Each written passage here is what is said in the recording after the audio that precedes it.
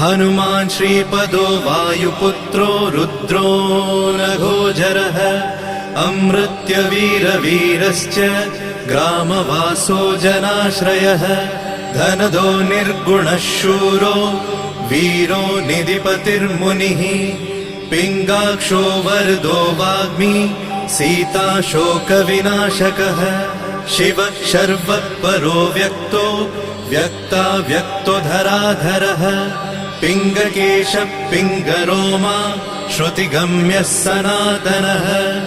अनादिर्भगवान् देवो विश्वहेतुर्जनाश्रयः आरोग्यकर्ता विश्वेशो विश्वनाथो हरीश्वरः भर्गो रामो रामभक्तः कल्याणप्रकृतिस्थिरः विश्वम्भरो विश्वमूर्तिर्